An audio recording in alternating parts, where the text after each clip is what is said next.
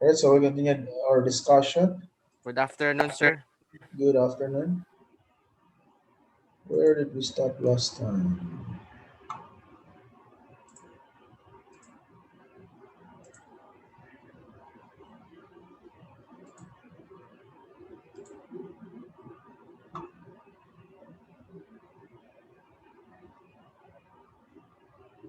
Where did we stop last time, guys? Last week? Is it here, right? We stop here? Tama? Okay. Thank you.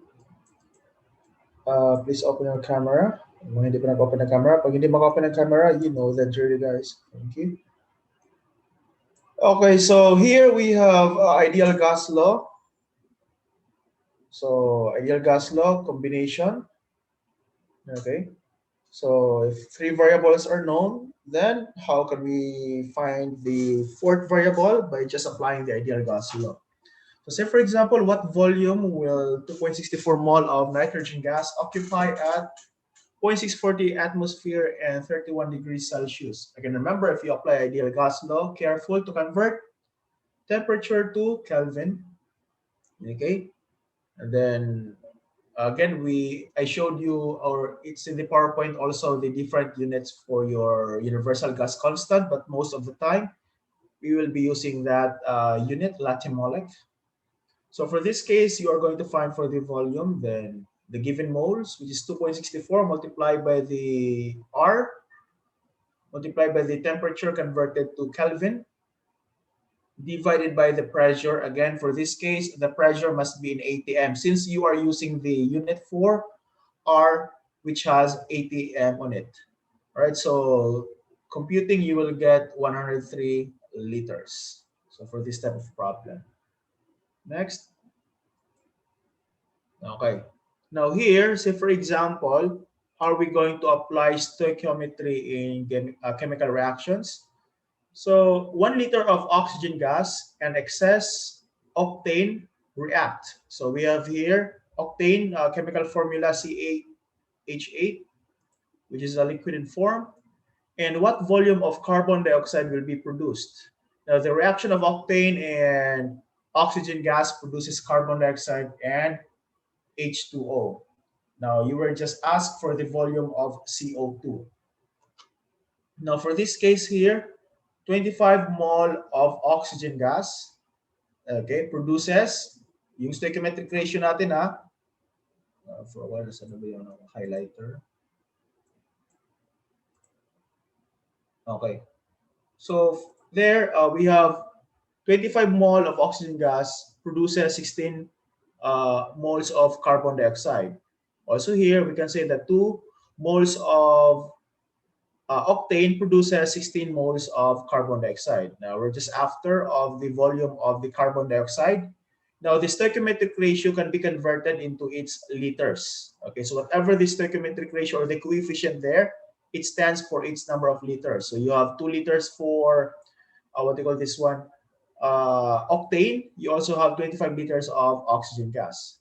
Now for this case, since sinabi naman dito sa problem na yung excess natin is yung octane, meaning to say, yung limiting reactant natin is yung oxygen gas. If you still remember that one, limiting and excess reactant. So, but in the problem, it's already specified. So, 25 liters of oxygen gas. Saan ba galing itong 25? Again, galing yan dito sa 25 na coefficient, which is your stoichiometric ratio. Yan na din yung number of liters.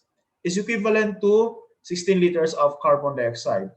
So to solve for the volume of carbon dioxide in liters, given 1 liter of oxygen gas, okay, multiplied by, para makuha yung volume ng carbon dioxide, for every 16 liters of carbon dioxide, need ka ng 25 liters of oxygen gas. So it's up to you na kung saan mo ilagay yung liters of oxygen dioxide. You will not put that one in the numerator kasi how are you going to cancel out oxygen gas, oxygen gas? So you will be left with 1 times 16 divided by 25. Double check nyo lang. The answer is 0.64 liters of carbon dioxide. Next.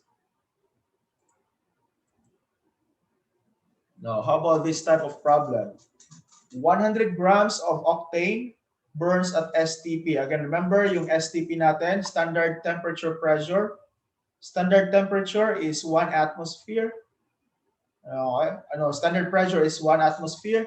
Standard temperature is, may nag-chat, wait lang. Hindi makita yung chat.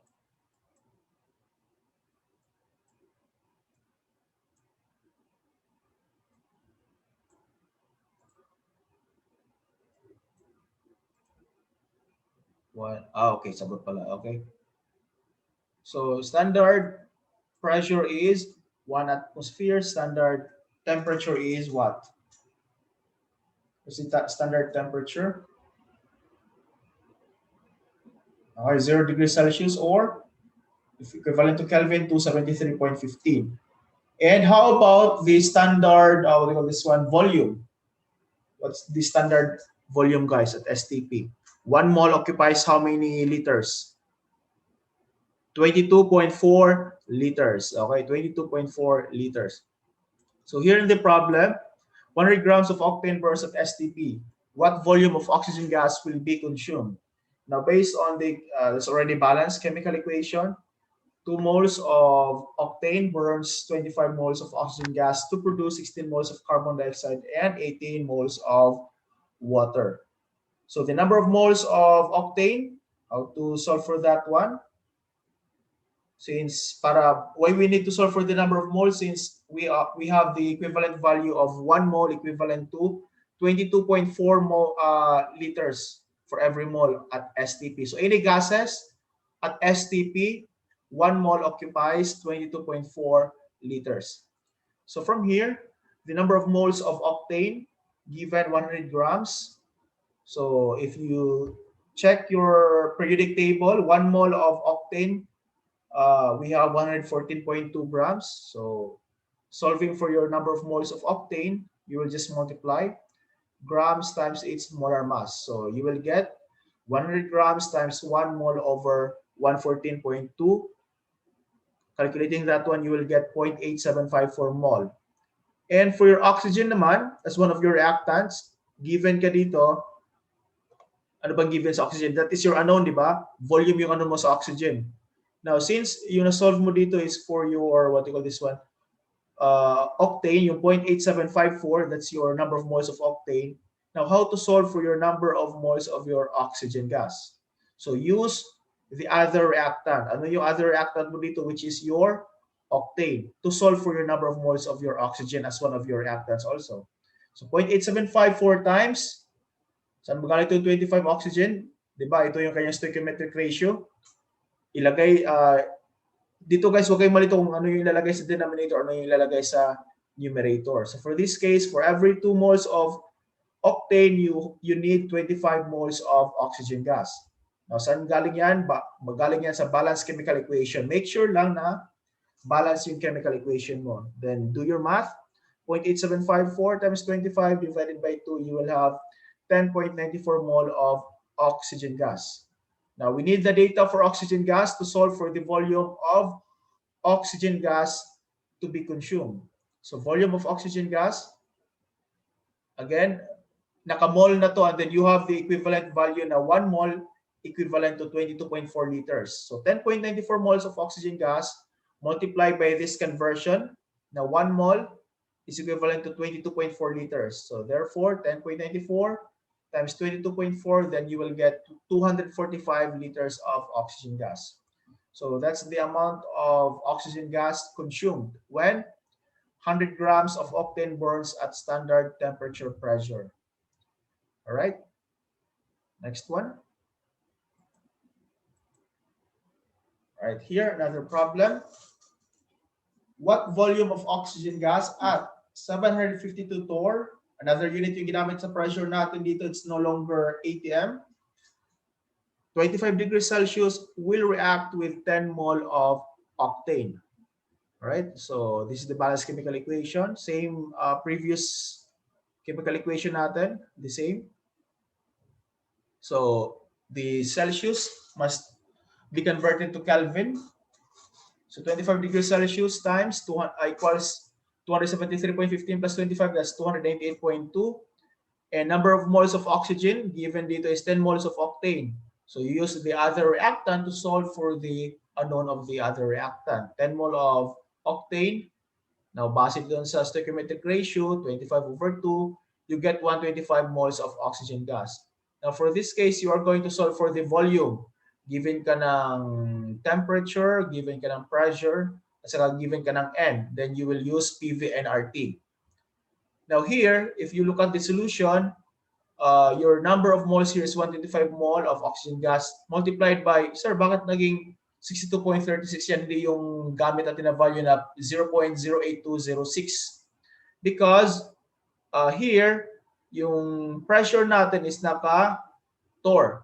Okay? Pwede naman na gamitin natin yung what you call this one, yung atmosphere. Kaya like, convert pa rin natin tong 752 to atmosphere. Or, you can just use 62.36. Saan galing tong 62.36? Dito yan guys, 62.36 here as one of the values of your ideal gas constant. Okay? Na may magkakaibang unit. So, we just use 62.36 ng torr. Okay? Or again, as what I've told you, you can still use, saan ba yun? Okay, you can still use latimolic unit here, which is my value na 0.0. Try nyo nga guys i-solve if it will still yield the same answer. If it will still yield 3,000. Oh no, times 10 to the power of 3, yeah, 3,000. Try to solve, meaning to say you use here for your R, you use 0.08206. And for your pressure here in the bottom, you use conversion of torr to ATM. You convert torr to ATM. Check if you will still get the same answer or close to this answer, if not exact. Give me the answer in the group chat, please.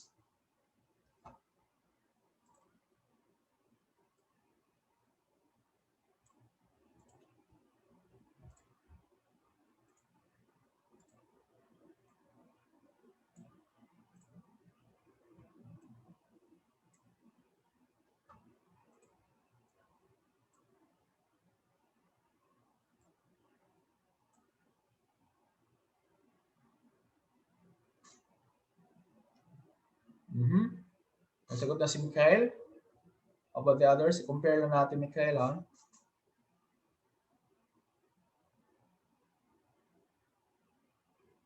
So, una yung gagawin is, yung torr, i-convert lang into ATM and then use R na 0.08026.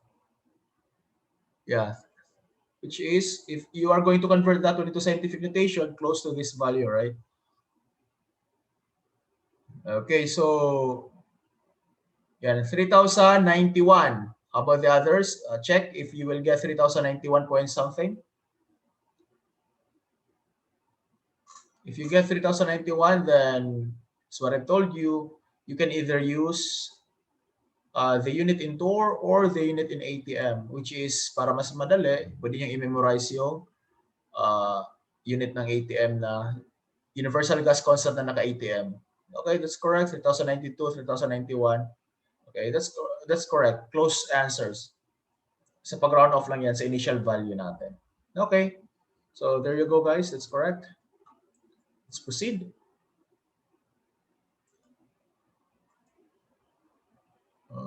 Here.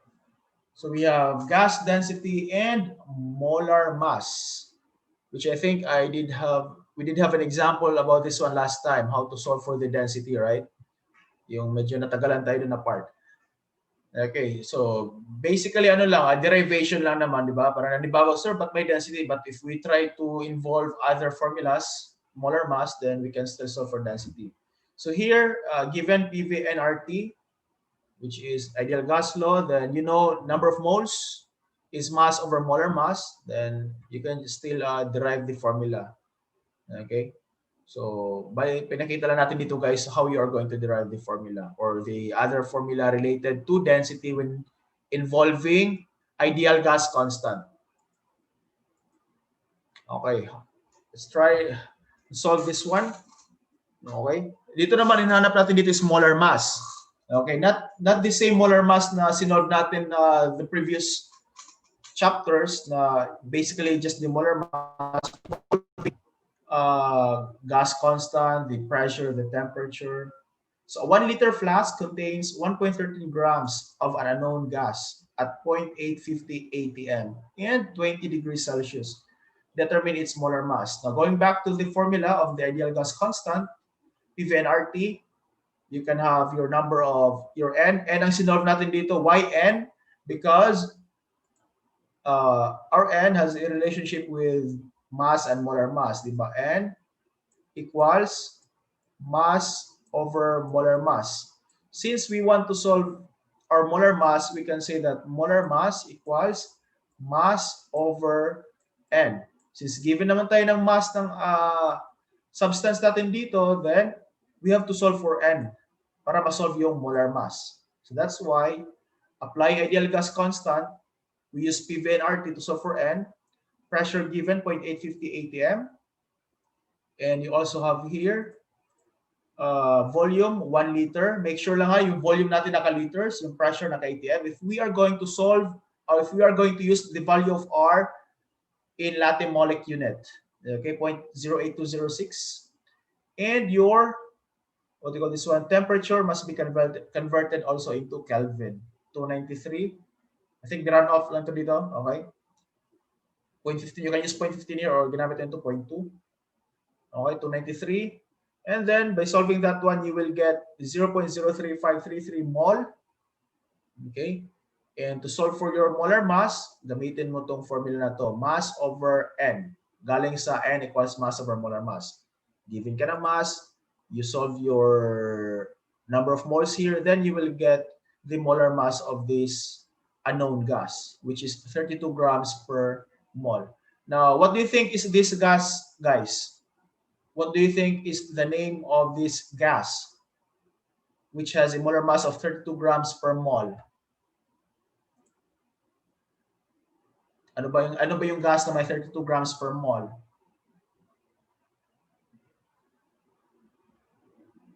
What do you think? Ano? Okay, since it is a gas, meaning to say it's part of the diatomic gas, it doesn't exist alone. So, yep, nitrogen gas. Nitrogen gas, no, not nitrogen. Nitrogen is 14, di ba?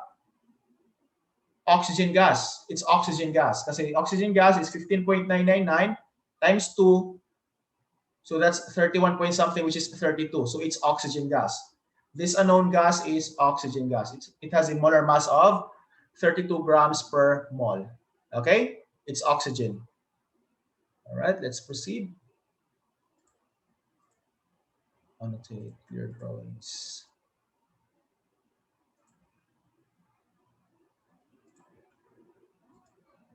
So here we have the next one. Okay, let's move. Gas mixtures in partial pressures. So for here, we'll be recalling Dalton's law of partial pressures. It says that the total pressure of mixture of gases is just the sum of the partial pressure of the individual gases in the mixture. So for example, in a container, we have a lot of gases, gas A to E. So the individual, what you call this one, pressure that's what we know as partial pressure. So the total pressure there is just simply the sum of all the individual pressures of the gases present in a certain container. So pressure total is just simply equal to P1 plus P2 plus P3, so on and so forth. So for this example, if we have the pressure of nitrogen gas, which is 190 torr, and the pressure of oxygen gas, 90 torr, and if you're going to mix these two gases, then the total pressure present in that container, for example, is 280 torr, which is 90 plus 90. All right, so we can use that law or that Dalton's law to solve for the partial pressures. So we have here the total, P1 plus P2. And then, saan ba galing yung formula na yan? Sa, what do you call this one? Ideal gas constant law, which is yung P1. If you are going to convert, if pressure is an ideal gas constant, then you will have nRT over V. And then, since R is constant, temperature is constant, and volume is constant, kasi bakit Bakit constant yan lahat? Kasi nasa isang container, for example, so your R constant, temperature is constant, and V is the same. Ang magkakaiba lang is the number of moles. Bakit magkakaiba yung number of moles? Kasi magkakaibang gases, magkakaiba yung number of moles. Then you can just have here, P total is just simply equal to the sum of the number of moles of each gases multiplied by RT over V, or just simply the total of your number of moles of those gases. So we can say that P1 over P total, or the pressure of gas 1 over the pressure total, is equal to the number of moles of gas 1 over the number of moles total. Yan yung, what we call this one, relationship natin ng X1. Ano ibig sabihin ng X1? Yung mole fraction of gas 1. Okay? Mole fraction of gas 1 in the total container. Okay? So if we are just going to add all this mole fraction, kasi fraction lang siya, part of the whole, then meaning to say it is just simply equal to 1. Okay? Or we can have here, pressure 1 is just simply equal to the mole fraction times the total pressure. Okay? Pressure 1 is just simply equal to the mole fraction times the total pressure. So we'll have an example. Okay, here, 50 milliliter of flask, 500 milliliter of flask at 45 degrees Celsius and 750 millimeter of mercury, that's for pressure there, contains some neon gas and 0.5 grams of argon. Now here, hindi sinabi yung mass ng neon, only the argon. Now, big sabihin, partially we want to solve the mass of neon in that flask. So what mass of neon is in the flask? So by looking at the problem, the total pressure there is 750 millimeter of mercury. Okay, you convert that one into ATM so that you can apply there in your ideal gas law. So 750 millimeter of mercury converted to here. Let me just use spotlight highlight. Okay, here. So 750 converted to ATM, you have 0.9868. So again, guys, in this type of problems, better to use answers or values that are up to 4 decimal places para pag nag-solve tayo, hindi masyado malayo yung answer natin sa final answer. Okay?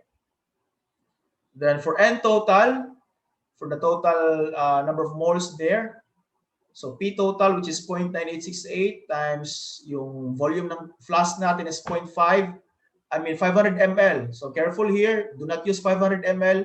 Instead, use 0.5 liters. Convert into liters. And then our R here is constant. Temperature is 45 degrees Celsius. Convert that one into Kelvin by adding to 73.15. This was just a round-off value for Kelvin. Now, for your case, you use to 73.15.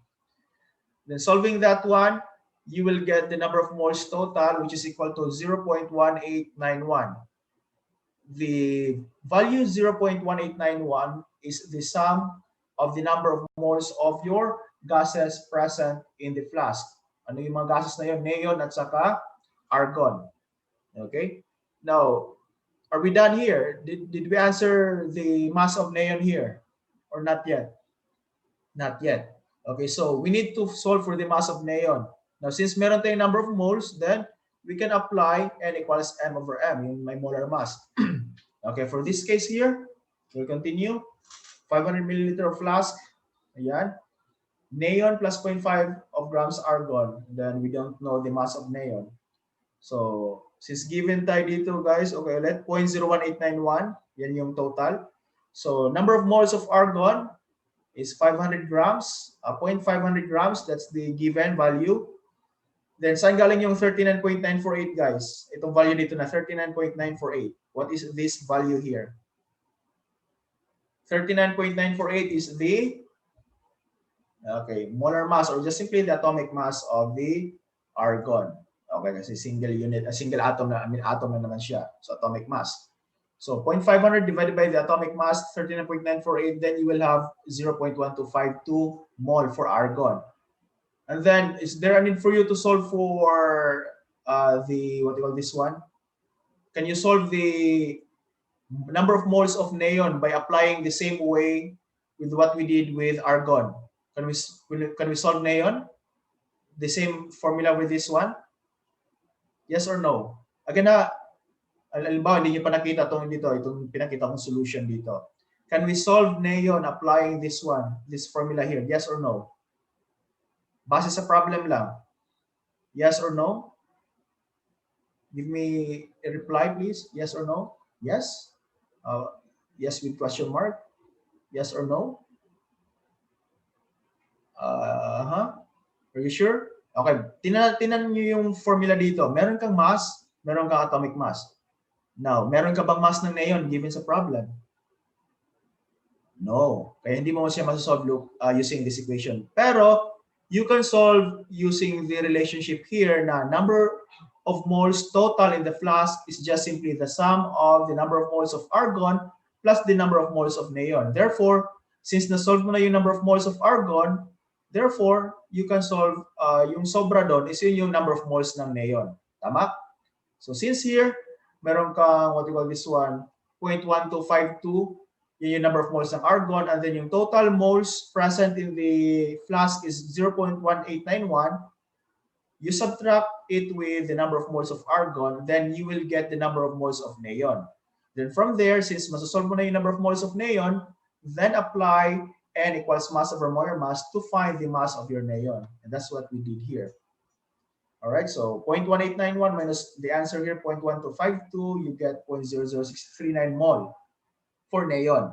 Now from there, remember the formula. Okay. N equals mass over molar mass. Now since we are tasked to solve for mass, so mass is equal to the product of N times molar mass. And we are only after for neon. That's why nilagyan natin ng subscript na neon yan para hindi tayo malito. So number of moles of neon is 0.0639 mole multiplied by the molar mass of neon. This time you go to your periodic table, then you get the molar mass of your neon, which is 20.179. Just double check there. Do your math, then you will get the mass of your neon, which is 0.253 grams. Nasundan yung process?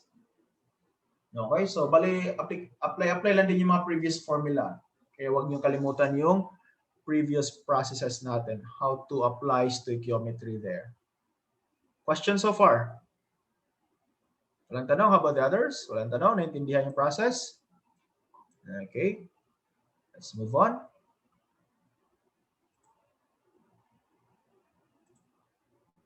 Yung drawings mo na. Okay. Here. Say, for example, we have another one here. Partial pressures. Kanina, number of moles yun.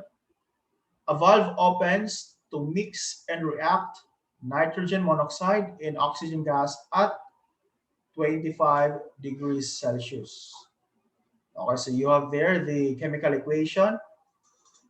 2 moles of nitrogen monoxide and 1 mole of oxygen gas produces 2 moles of nitrogen dioxide. You are going to determine the final composition and mole fractions of the mixture and the partial and total pressures of the system. Okay, so what do you call this one? For number of moles of what do you call this one? Here for nitrogen monoxide, so at 1 atm, meron kang 4 liters.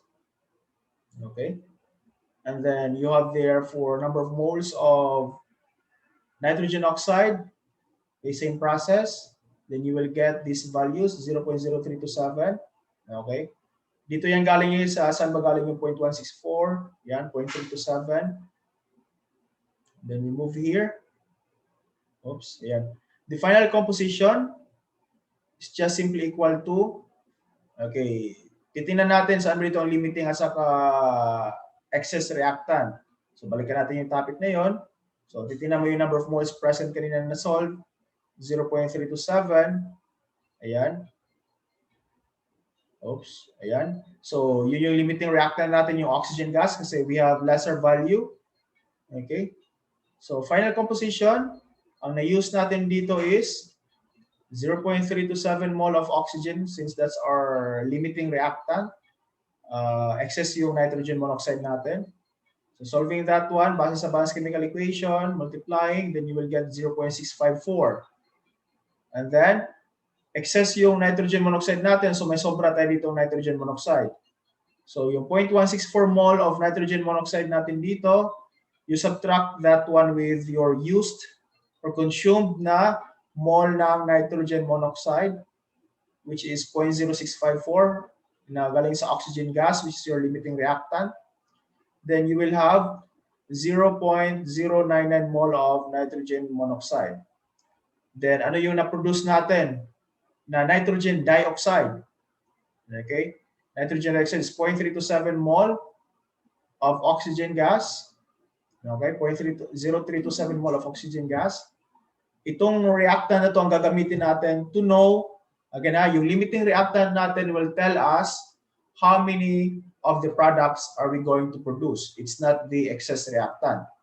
So we use 0.0327 mole of oxygen gas multiplied by 1 mole of oxygen gas base sa balanced chemical equation. Then yung sa taas is 2 moles of nitrogen dioxide. So do your math, then you will get 0.654 mole of nitrogen gas. So these are the, what do you call this one? Total. So therefore, here, what's the total number of moles present in the equation or in the reaction? So you have use oxygen gas, number of moles of oxygen gas, plus number of moles of nitrogen gas, plus number of moles of nitrogen dioxide. Okay, so we'll have a total of 0.164. Okay. Next. Oops, next. Ayan. So from there, initially, how are we going to solve for your x? Again, ano nga ba yung symbol ng x natin, guys? X means mole fraction, okay? Mole fraction, or the fractional part of that number of moles present in the reaction. So, number of moles of partial, what do you call mole fraction for nitrogen monoxide is equal to N ng nitrogen monoxide divided by the N total. Ano nga yung N total natin kanina? 0.164. So here, number of moles of nitrogen monoxide is 0.099 divided by the 0.164. Then, ang fractional part ng nitrogen monoxide is 0.60. And then here, yung nitrogen dioxide natin is 0.0654 divided by 0.164 as part of our, what do you call this one, total, then you will get 0.40. Now, if you check 0.60 plus 0.40 equal to 1. So as what I've mentioned a while ago, na yung fractional part, when you add all this fractional part, then you will still get 1. So 0.6 plus 0.40 is equal to 1. Then, ano ba yung ibang task mo dito? Partial and total pressures of the system. Okay, total pressure of your final, and then partial pressure ng nitrogen monoxide, and then the other gases involved. So again, as we have here, the N final, yung NO natin, plus NO2, which is 0.099 plus 0.164, given na yan, 0.164 mole natin kanina, yan. And then the final volume is 6 liters. Okay. Here, and then, nasa na yan? Oops. Yeah. So, partial, final pressure there is, you still use the ideal gas constant, PV and RT. Then you will get 0.669 atm. Okay. And then, also there, for PNO, you will just apply partial pressure for nitrogen gas. It's just simply the product of the mole fraction times the final pressure or the total pressure. So 0.60 times 0.669 atm, meron kang 0.40 atm for your partial pressure ng nitrogen monoxide, and for your partial pressure for your nitrogen dioxide is base dito sa mole fraction mo na 0.40 times 0.669 atm as your final pressure, then you will get 0.27 atm. Okay? And then pressure for your oxygen gas is, bakit zero guys? Okay, balikan natin. Bakit nga ba mga zero yung sa oxygen gas natin dito? Any idea bakit naging zero yung oxygen gas natin? Because bakit nga ba zero yung oxygen gas natin? We did not mine oxygen gas anymore here. Kasi give me a reply there. Bakit nga ba zero yung oxygen gas na lang natin? Ilan tomorrow we will have more of this partial pressure example. And this, what do you call this one? Mole fraction. Okay, question muna bago kayo i-dismiss, bakit naging zero na yung pressure ng oxygen gas dito? What do you think is the reason? Because it is the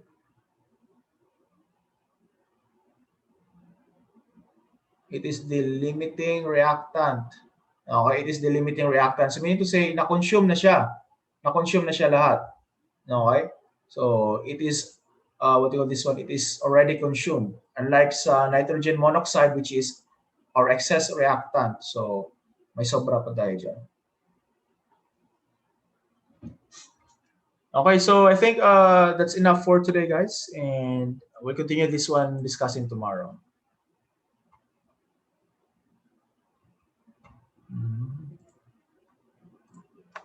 All right, there you go, guys. So medyo, what do this one? Last ilan na lang ba to? Last 3 slides.